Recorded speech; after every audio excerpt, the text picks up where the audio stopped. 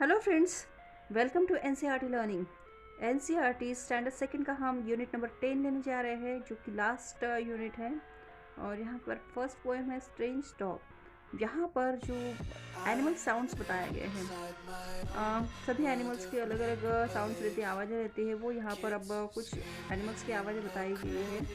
वैसे ही अगर आपको और आगे सीखना है या इसके सोल्यूशन चाहिए, तो आप प्लीज़ हमारे NCERT classes, online classes try कीजिए। आपको समझ में आएगा कि हमारे एनसीईआरटी ऑनलाइन क्लासेस बहुत ही फ़ायदेमंद होती है। Okay, let's start. Strange talk. A little green frog lived under a log and every time he spoke। अब एक छोटा ग्रीन फ्रॉग बताया है। फ्रॉग मीन्स सभी को पता है मेंढक, जो कि अभी बरसात में तो निकलती ही है। तो वो हमेशा क्या कहता रहता है, ये यहाँ पर बताया गया है।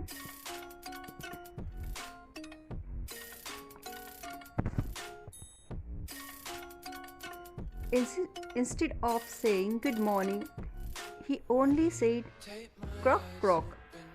और वो हमेशा गुड मॉर्निंग कहता है, तो कैसे? वो सिर्फ क्या कहता है? क्रॉक क्रॉक। A duck lived by the waterside, and little did he lack. But when we asked, how do you do? He only said quack quack. अब वहाँ पर एक वाटर लेक जैसा या रिवर जैसा कुछ रहता है, वहाँ पर एक डक रहता है।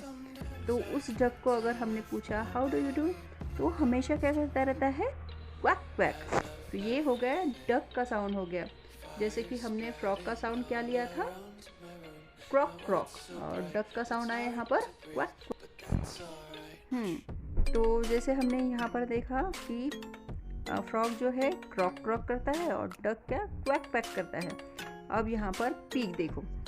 A little pig lived in a stray, as fat as he could be, and when he asked for dinner, he cried aloud, wee wee। अब जो पिग जो रहते, पिग कहाँ रहते? स्ट्रे में रहते, और वो अच्छे फैट मोटे मोटे रहते। और जब भी उनको इन्हें खाने के लिए पूछा, तो वो हमेशा कैसे चिल्लाते रहते? Wee wee. यहाँ पर उनका रहना, यानी उनके जो शेल्टर हाउस कौन से होते, ये भी बताया गया है। और वो पिग कैसे करता है? Wee we.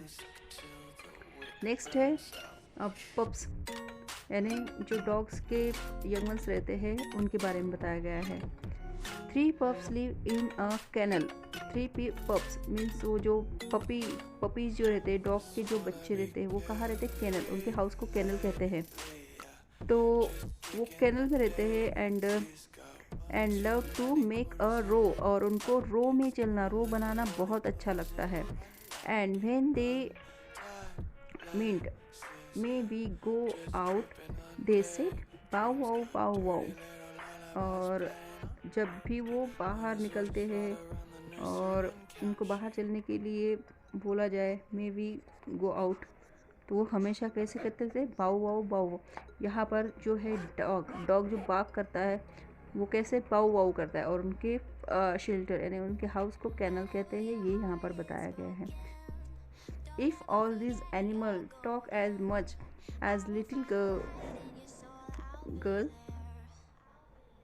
and boys, and all of them tried to speak at once, wouldn't it make a noise।